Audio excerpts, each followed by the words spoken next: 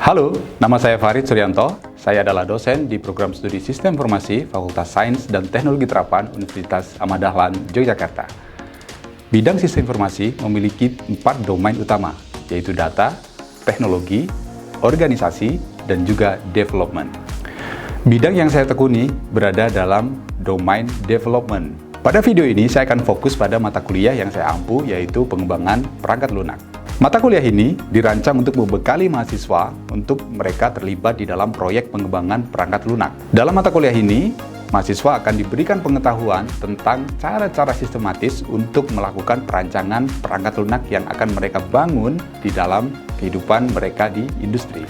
Dalam mata kuliah ini, mahasiswa akan dibekali dengan pemahaman tentang apa itu sistem dan bagaimana cara melakukan pengembangan sistem secara sistematis. Tahapan sistematis dalam pengembangan perangkat lunak seperti Software Development Life Cycle atau lebih dikenal dengan SDLC akan dikenalkan kepada mahasiswa agar mereka memiliki pemahaman yang komplit tentang bagaimana software itu dibangun. Metode-metode pengembangan perangkat lunak yang modern seperti V#, Agile, Waterfall, dan lain-lain itu akan dipelajari di dalam mata kuliah ini secara sistematis dan secara detail. Mereka akan diajarkan fase-fase dengan sangat detail berserta dengan teknik-teknik yang digunakan pada setiap metode yang digunakan di dalam pengembangan perangkat lunak. Dalam mata kuliah ini, mahasiswa juga akan diajarkan bagaimana cara berkolaborasi dengan tim untuk membuat sebuah perangkat lunak yang fungsional dan layak untuk digunakan di dalam sebuah organisasi. Selain itu, mahasiswa juga akan diberikan pengetahuan tentang bagaimana mengidentifikasi kegagalan-kegagalan dalam pengembangan perangkat lunak. Dengan mengikuti mata kuliah ini, mahasiswa diharapkan akan memiliki pengetahuan dan juga mampu untuk mengimplementasikan metode-metode pengembangan perangkat lunak modern untuk diimplementasikan dalam pengembangan perangkat lunak yang sederhana. Pada mata kuliah ini, saya juga akan menghadirkan studi kasus untuk mahasiswa mengenai proyek pengembangan perangkat lunak yang saya kerjakan bersama dengan industri untuk memberikan gambaran kepada mahasiswa tentang bagaimana proses pengembangan perangkat lunak itu dikerjakan dengan pengalaman yang real di lapangan. Mereka akan saya ajak untuk memahami dan melihat dokumentasi-dokumentasi pengembangan perangkat lunak yang selama ini saya kerjakan dengan dunia industri, sehingga mereka, para mahasiswa, memiliki pengalaman dan memiliki informasi yang lengkap tentang bagaimana industri melakukan pengembangan perangkat lunak yang sebenarnya. Dalam video ini, saya akan mendemonstrasikan kegiatan saya mengajar di kelas bersama dengan mahasiswa. Topik yang saya sampaikan dalam demonstrasi pembelajaran ini adalah mengenai pengantar pengembangan perangkat lunak.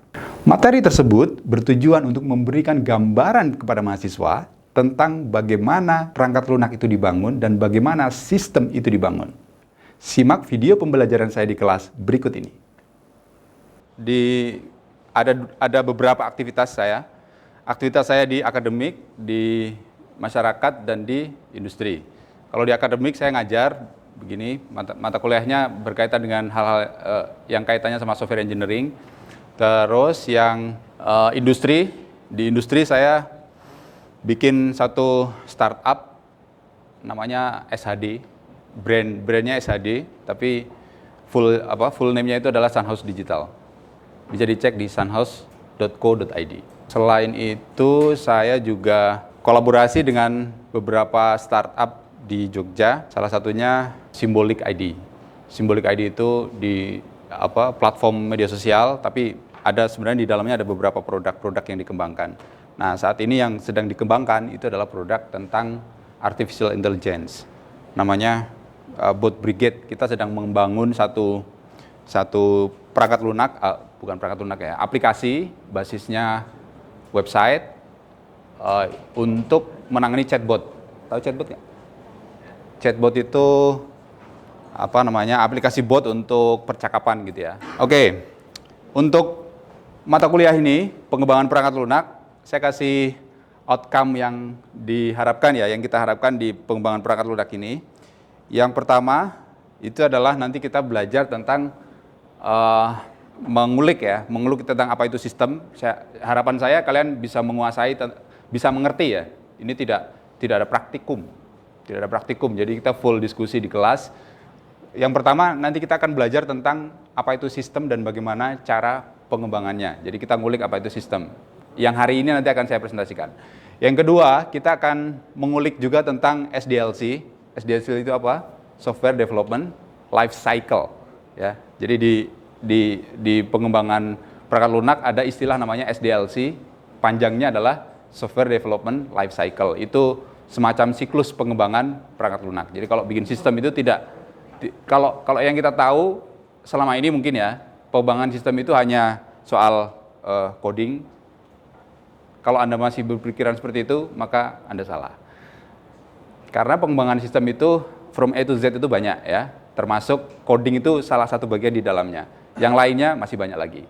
Jadi misalnya kalian yang tidak suka atau tidak terlalu mendalami tentang bagaimana proses pemrograman, logik, coding dan lain sebagainya, masih ada bagian-bagian lain yang bisa kalian tekuni di dalam pengembangan perangkat lunak.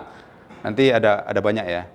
Terus yang ketiga, nanti kita akan belajar tentang teknik kolaborasi dalam tim yang efektif. Karena karena pengembangan perangkat lunak itu mustahil kalau tidak melakukan kolaborasi. Tidak ada Superman, ya, tidak ada Superman. Jadi misalnya, ada seseorang yang mungkin dia menonjol di beberapa bidang, di front end-nya beres, di back end-nya beres, di marketingnya beres, tapi tidak ada seorang pun yang dia dominan di seluruh bidang. Tapi dia pasti akan dominan di salah satu bidang tertentu. Makanya di dalam proses pengembangan perangkat lunak kita butuh namanya tim. Tidak bisa kita menggunakan Superman, tapi kita pakai super team. Kata motivator begitu. Kira-kira. Oke, yang ketiga itu nanti kita akan menjelaskan tentang teknik-teknik pemodelan data. Logiknya gini. Mengembangkan perangkat lunak itu adalah mengembangkan sistem. Sistem itu semuanya terstruktur. Kalau prosesnya itu tidak terstruktur, maka dia akan bermasalah. Ya, jadi sebelum kita melakukan eksekusi development sebuah sistem, maka semuanya itu harus clear, semuanya harus terstruktur terlebih dahulu. Ya, jadi tidak bisa kita melakukan pengembangan sistem tanpa kita memodelkan arsitekturnya terlebih dahulu, nggak mungkin. Jadi yang ketiga nanti kita akan menjelaskan juga tentang peran dan tanggung jawab tim dalam SDLC. Ada apa saja sih dalam pengembangan sistem gitu ya? Ada programmer, salah satunya. Tapi masih ada banyak sumber daya lain yang diperlukan di dalam pengembangan perangkat lunak. Kemudian ada lagi namanya kita akan menjelaskan secara umum tentang kegagalan sebuah proyek dalam pengembangan sistem informasi. Kita belajar dari kegagalan. Ya, kalau kesuksesan kesuksesan itu Gojek menjadi startup unicorn di Indonesia ya kan. Terus sahamnya udah banyak sekali, asetnya udah banyak sekali, utangnya juga banyak. Tapi bagaimana dengan sistem-sistem yang gagal? Itu kan hanya satu menara saja. Kesuksesan itu kan kesuksesan dalam pengembangan sistem itu kayak dalam skema bisnis ya, itu kayak piramid gini. Yang bawah sini, yang bertumbangan gitu, itu kan lebih banyak. Sampai ke ujung yang sukses mungkin hanya beberapa aja. Tapi yang di bawahnya, yang tumbang di tengah jalan, entah tumbangnya di development, entah tumbangnya di scalability, dan lain-lain. Tapi yang jelas di bawah ini ada banyak sekali yang tumbang dan kita perlu belajar dari kegagalan-kegagalan dalam pengembangan perangkat lunak itu. Kemudian yang ketujuh, kita akan mempelajari tentang konsep arsitektur enterprise. Apa itu enterprise? Masih asing? Ada yang pernah dengar enterprise system? Belum ya? Nah, nanti kita akan sentuh-sentuh dikit tapi tidak dalam, karena nanti yang lebih dalam ada di mata kuliah sistem enterprise. Konteksnya nanti kita akan mempelajari tentang arsitektur enterprise di dalam pengembangan perangkat lunak gitu aja. Terus yang ketiga, nanti kita akan mendemonstrasikan fase-fase aktivitas software development life cycle di project. Jadi nanti terakhir ada project, bukan project mengembangkan perangkat lunak, santai aja. Tapi saya akan pakai project yang lain, yang lebih real, karena fokus kita yang kita pelajari bukan bagaimana menciptakan perangkat lunaknya, tapi bagaimana kita melakukan tahapan-tahapan yang benar dalam menciptakan perangkat lunak. Kita bukan fokus di mengembangkan belajar bagaimana menciptakan perangkat lunak, tapi proses untuk membuat perangkat lunak. Gitu ya. Jadi mungkin kasusnya nanti akan saya pakai kasus-kasus yang sederhana. Mungkin saya akan pilihkan yang tangible aja ya. Maksudnya produk yang tangible, yang bisa dipegang, bisa dilihat. Misalnya kita bikin kado, kita bikin marble mesin gitu ya. Tahu marble mesin? Mesin kelereng gitu. Itu kan sistem juga kan, bikinnya nggak perlu coding ya. Kita bikinnya cukup pakai kardus dan pakai lem gitu dan seterusnya. Pokoknya nanti kita akan cari proses atau produk yang itu tangible, yang bisa kita gunakan sebagai studi kasus untuk belajar tentang apa itu SDLC gitu ya. Oke ya, oke. Kira-kira briefnya seperti itu, gambaran besar apa yang akan kita pelajari selama 1 semester ini. Ada pertanyaan dulu sebelum kita masuk ke materi pertama? Nggak ada? Nggak ada? Oke. Saya tahu kalian belum bertanya. Ya. Oke. Kita masuk ke bagian pertama untuk pekan 1 ini. Bagian pertama ini adalah tentang Introduction to Software Development Process. Sorry ya, saya pakai bahasa Inggris, slide-nya pakai bahasa Inggris, tapi menjelaskannya nanti pakai bahasa Indonesia karena saya pengen gini. Saya kasih tahu satu hal yang sangat penting. Indonesia itu angkatan anak muda kita di Indonesia itu produktivitasnya oke, skill-nya oke. Yang kurang apa? Communication. Jadi misalnya begini, kalian punya satu kemampuan skill bahasa asing aja satu, kalian akan membuka 10% kesempatan dibanding dengan yang lain. Karena yang pinter coding, yang pinter desain, yang pinter macam-macam, tes quality assurance macam-macam itu banyak. Tapi di antara 10 yang pinter di dalam pengembangan perangkat lunak, mungkin hanya satu yang mereka bisa berkomunikasi dalam bahasa asing. Sementara peluang pekerjaan di perusahaan-perusahaan atau di tempat-tempat yang menggunakan bahasa Indonesia itu sangat sedikit. Dibandingkan dengan peluang-peluang pekerjaan di luar sana yang pakai bahasa asing. Mandarin, Cina, bahasa Arab dan lain sebagainya gitu ya. Artinya begini, kemampuan yang sama dengan tambahan skill bahasa yang satu saja, tambahan skill bahasa, maka kalian akan membuka kesempatan yang lebih besar dalam mendapatkan sesuatu. Mendapatkan peluang pekerjaan maksud saya. Nah, makanya ya setidaknya ini kita bisa sama-sama belajar ya. Saya juga belum lancar-lancar amat, tapi kita sama-sama belajar untuk familiar dengan istilah-istilah bahasa Inggris. Oke. Pertanyaan pertama saya. What is the software development? Apa itu pengembangan perangkat lunak? Ada yang punya ide? Ada yang punya ide? Krik, krik, krik, krik, krik gitu ya. Tiba-tiba malam. Oke. Kalau belum punya ide untuk tentang software development, kita akan berimajinasi dulu tentang kita akan bikin rumah. Apa yang harus kalian lakukan kalau kita akan membuat rumah? Oke. Pertama apa? Nyiapin lahan. Terus?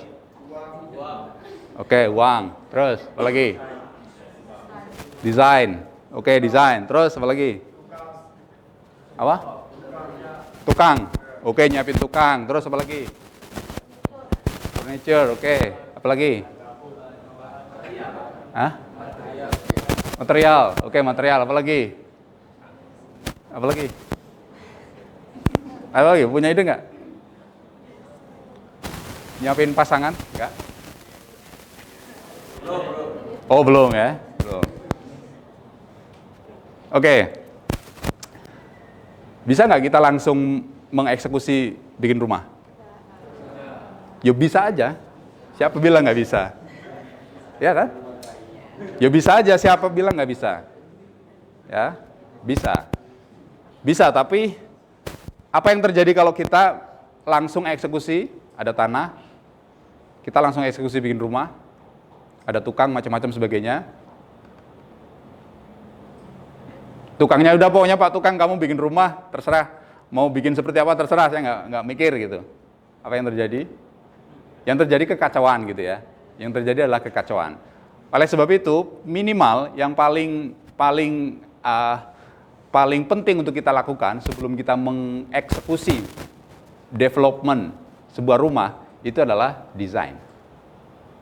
Kenapa desain? Karena desain itu akan menjadi bahasa untuk berkomunikasi antar aktor yang terlibat dalam pengembangan atau pembangunan rumah, kan gitu. Kalau ada desain, oke, desain bentuknya apa? Kalau rumah itu desain bentuknya apa? Apa? Gambar ya. Oke, desain itu bentuknya gambar. Gambarnya seperti apa? Oke, denah, ya kan? Denah rumah. Oke, denah rumah. Denah rumah itu cukup untuk mengeksekusi denah rumah? Oke, belum. Apalagi yang diperlukan? Apalagi? Oke, denah itu sudah cukup untuk memberikan ini ya, untuk memberikan apa namanya, memberikan gambaran tentang bagaimana rumah itu akan dibangun. Tapi apakah itu cukup detail untuk memberikan gambaran? Belum. Perlu apa lagi? Oke, arsitek itu yang bikin rumah, yang bikin desain, ya. Arsitek itu yang bikin desainnya. Apalagi? Kita perlu spesifikasi, oke? Struktur, oke ya, struktur. Betonnya ukurannya berapa, besinya ukurannya berapa, terus kolomnya ukurannya berapa, pondasinya sedalam apa, takaran takaran materialnya seperti apa dan seterusnya, oke ya. Jadi denah dilengkapi dengan struktur itu akan kira-kira apa? Yang terjadi apa kalau kita punya dua itu? Kesalahan akan dikurangi. Kesalahan akan diminimalisir, oke? Kenapa? Karena paduannya udah cukup detail. Gambarnya, resolusinya udah cukup jelas. Ya kan? Ketiga, itu oke, denah dengan apa tadi struktur ya, gambar struktur itu sudah cukup baik untuk menciptakan itu. Tapi belum cukup, belum terlalu detail. Oke, kita tambahkan yang ketiga, desain dalam bentuk misalnya 3D model. Ya. Dalam 3D model. Kalau dalam struktur kelihatan nggak finishingnya? Kelihatan nggak catnya itu warna apa? Kelihatan nggak bentuk misalnya furniture-nya itu nanti seperti apa? Belum kelihatan. Tapi kalau ada 3D model, maka itu semuanya menjadi clear, menjadi jelas ya. Menjadi jelas. Nah, ini juga yang kita lakukan, ini yang bisa kita lakukan di dalam pengembangan perangkat lunak. 3D model itu di dalam pengembangan perangkat lunak, kalian bisa imajinasikan atau kalian bisa asosiasikan sebagai apa? Sebagai apa? Kalau kita mau bikin apps, web apps atau mobile apps gitu misalnya, apa? Kalian udah pernah main Figma? Main Figma untuk desain apapun gitu? Sudah ada yang pernah main? Oke, apa yang bisa dilakukan menggunakan alat yang bernama Figma itu? Buat desain ya. Buat desain, kita bisa mendesain sebuah perangkat lunak, tampilannya seperti apa, buttonnya seperti apa, interaksinya seperti apa, dan seterusnya, menggunakan tools yang bernama Figma itu.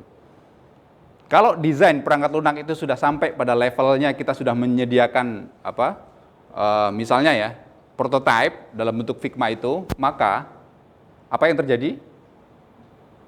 Proses pengembangan itu akan menjadi lebih detail. Kenapa? Karena produknya sudah tangible, sudah bisa dilihat, sudah bisa dimainkan interaksinya, walaupun secara fungsional itu belum berjalan. Tapi setidaknya gambaran tentang produk akhir yang akan dibangun itu sudah clear, gitu ya. Nah, makanya Makanya di dalam software development, ya, software development itu apa? Software development itu yang paling inti itu ada 1, 2, 3, 4. Yang pertama adalah designing sebenarnya. Yang ini creating itu setelah design. Designing, kemudian apa? Creating, deployment dan maintenance. Oke, kita breakdown ya. Kita breakdown. Nanti kita breakdown SDLC-nya ya. Tapi kira-kira software development itu yang paling penting itu adalah di bagian 4 bagian itu. Ya, designing, creating, deploying dan maintenance. Designing itu apa? Tadi ya, designing itu mendesain. Jadi memberikan gambaran yang sedetail mungkin tentang produk yang akan kita buat. Sedetail mungkin, ya, catatannya sedetail mungkin. Bagian terakhir kita akan fokus di sini. Key player in software development. Jadi pelaku-pelaku utama di dalam software development. Ada dua, saya bagi dua. Jadi ada core player in development process dan core player in business aspect. Ada dua itu ya. Nah, ini untuk menggambarkan kepada kalian bahwa sebenarnya proses pengembangan perangkat lunak itu tidak hanya dilakukan oleh seorang programmer saja. Tapi ternyata ada banyak orang yang terlibat di dalam sebuah pengembangan perangkat lunak. Nah, saya pengen kalian di akhir nanti itu punya gambaran tentang kalian akan cenderung ke bagian mana nih di antara core player in software development tadi itu. Kan logika tadi ya, kita ada software, ada developer, di sini ada user. Oke ya. Nah, kita di bagian developer nih. Di bagian developer. Developer itu adalah tim. Saya bilang tadi itu pertama ya. Developer itu adalah tim. Tim itu memiliki beberapa keahlian-keahlian yang dimiliki. Nah, keahliannya itu kira-kira adalah minimal itu seperti ini. Kita ulik satu-satu. Product owner. Apa itu product owner? Product owner itu adalah orang yang ngerti semua hal tentang produk itu akan dibikin seperti apa. Kira-kira gitu. Level ke bawahnya project manager. Apa dia kira-kira? Kira-kira apa? Coba disampaikan yang keras, yang maksudnya dengan bahasa kalian. Coba ngomong. Memanage itu apa? Mengatur ya. Orang yang mengatur project. Project apa?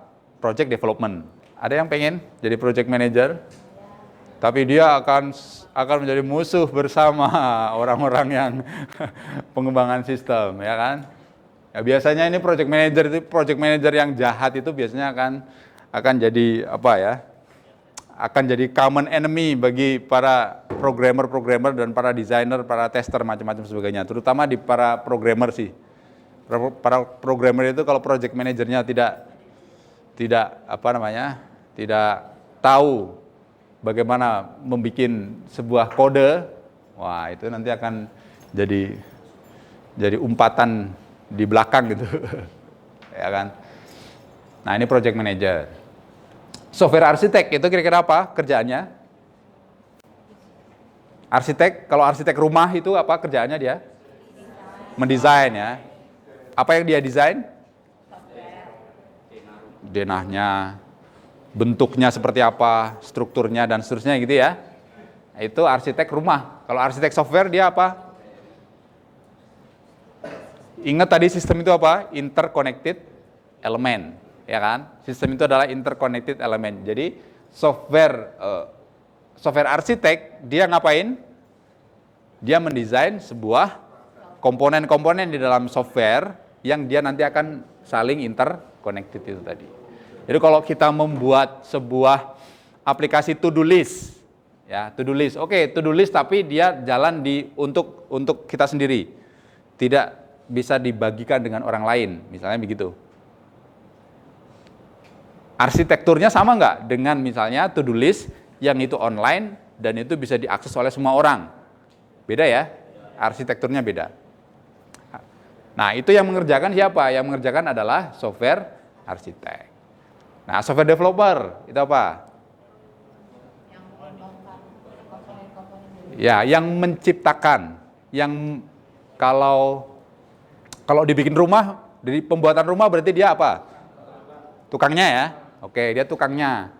yang masang bata, yang masang pondasi, yang ngecat, macam-macam sebagainya gitu ya.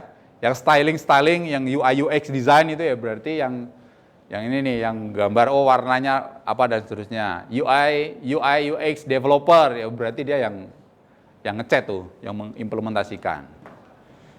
Kayak yang coder-coder seperti saya ini, yang programmer jangan tersinggung ya, karena kita adalah tukang. Ya, kita adalah tukang. Ya, saya sadari itu, kita adalah tukang. UI UX designer, apa dia? Apa dia? Ya, kok dia ngoding nggak tuh UI UX designer? Nggak ngoding. Wah, ini yang kalian suka biasanya, ini UI UX designer. Ya, UI UX designer. Tapi semuanya gini, semuanya dia punya kesulitan masing-masing. Jadi tidak ada pekerjaan yang mudah di dunia ini. Yang pekerjaan tidak ada yang mudah. Tidur pun akan menjadi sulit kadang-kadang ya. Ya. QA engineer itu apa? QA engineer. Apa? QA itu apa?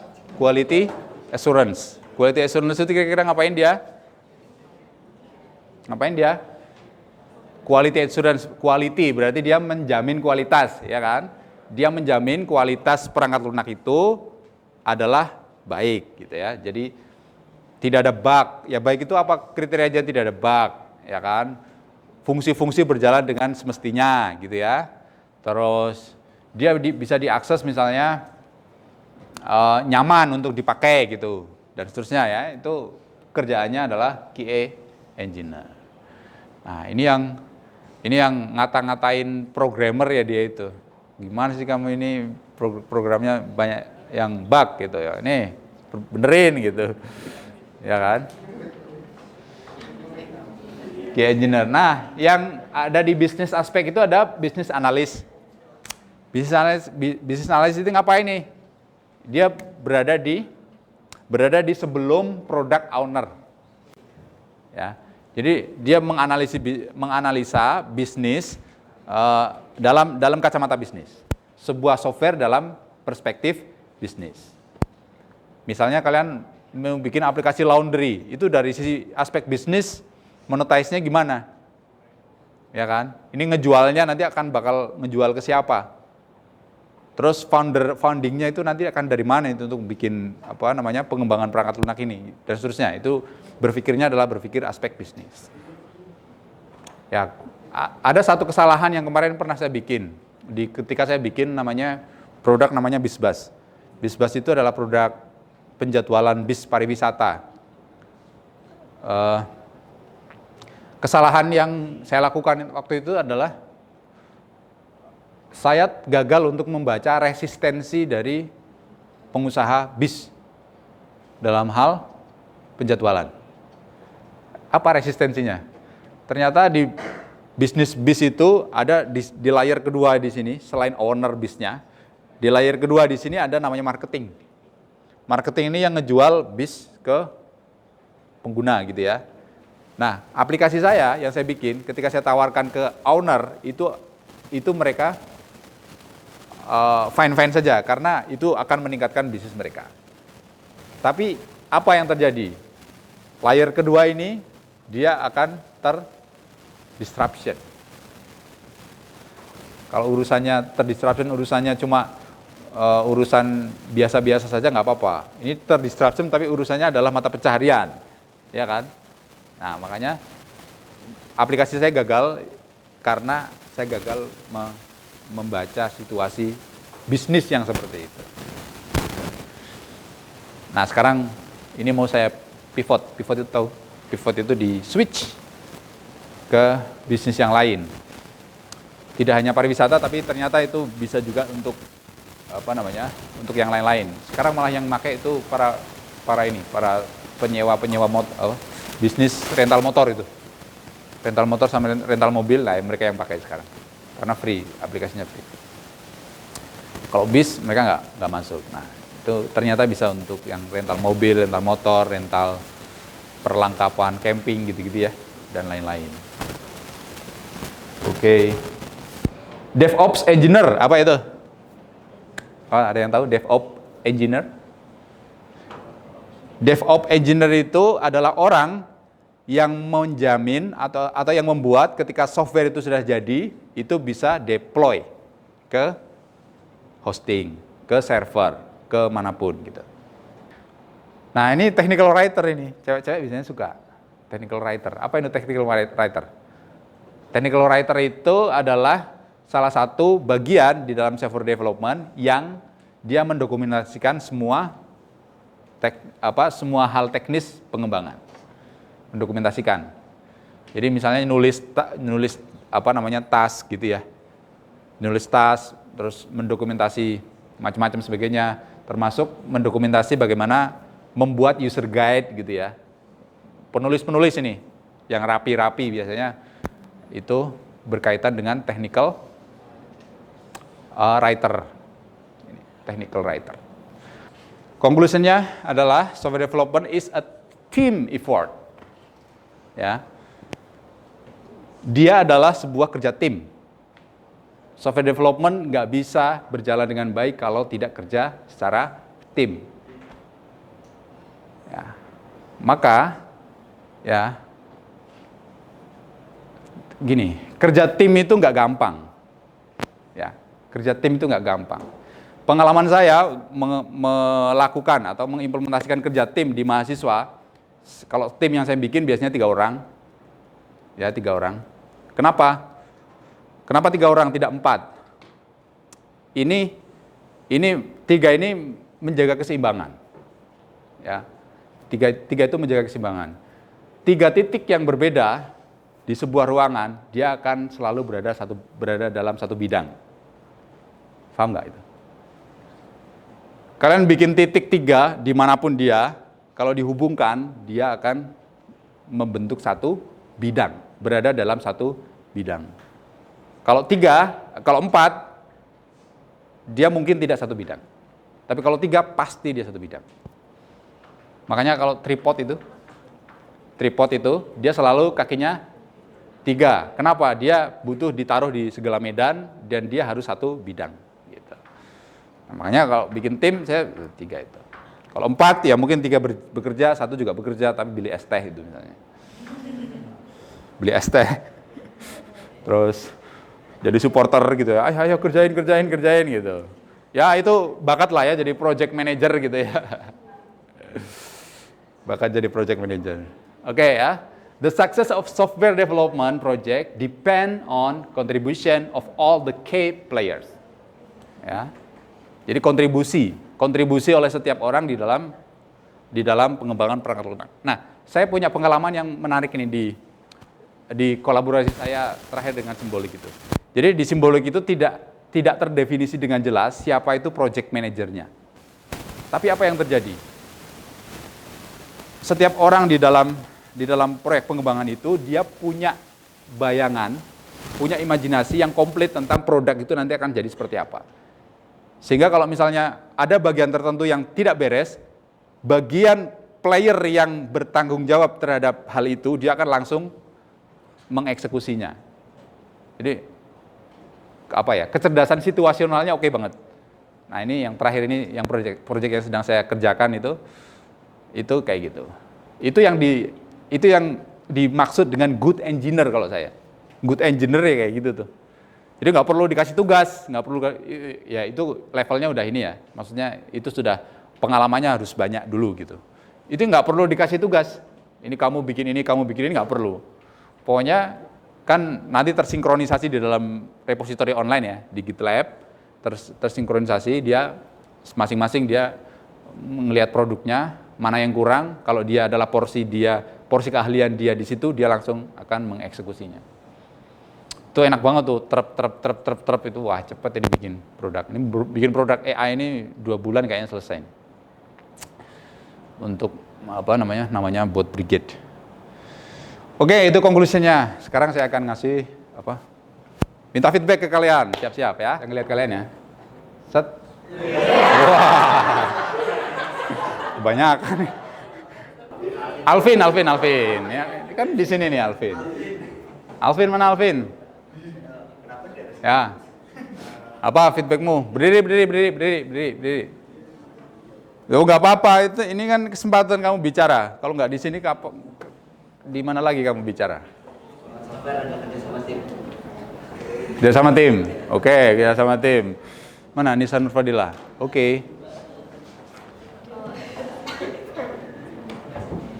Saya dapat ya Pak. Tadi itu yang pertama pengertian tentang software. Terus? Saya dapat aja gitu, mohon dikoreksi kalau salah Pak. Nggak apa-apa, salah. Santai aja, salah nggak apa-apa. Software itu, tadi kan Bapak bilang sistem. Hmm. Sistem atau program yang di dalamnya itu terdapat kayak instruksi-instruksi untuk menjalankan suatu perintah. Oke. Perintahnya itu dari user ke hardware. Terus? Poinnya apa lagi? Udah itu. Terus ada juga saling terkoneksi. Udah itu. Oke, refleksi kuliah kita hari ini, ya, kuliah kita hari ini. Jadi nanti kuliah berikutnya kalian siapkan mind map untuk dari setiap penjelasan yang saya kasih, kalian bikin mind map ya. Tahu mind map? Tahu ya? Jadi peta pikiran yang kalian bikin dalam poin-poin, kemudian dikoneksikan dalam panah-panah, sehingga kalian bisa mengidentifikasi setiap bagian-bagian yang kita pelajari di hari ini, gitu ya. Itu dulu kuliah hari ini. Ada yang tanya? Kalau tadi saya yang nanya, ada yang tanya? Tidak ada? Kalau kalian nggak tanya itu, kuliah ini jadi tidak menantang bagi saya. Ya, karena kan cuma satu arah aja. Kalau bisa kalian membantah saya nggak apa-apa. Ya, maksudnya kalau kalian membantah kan berarti kalian punya konsep alternatif gitu ya. Punya alternatif konsep yang itu bisa kita diskusikan. Jadi saya cukup sekian. Terima kasih. Assalamualaikum warahmatullahi wabarakatuh.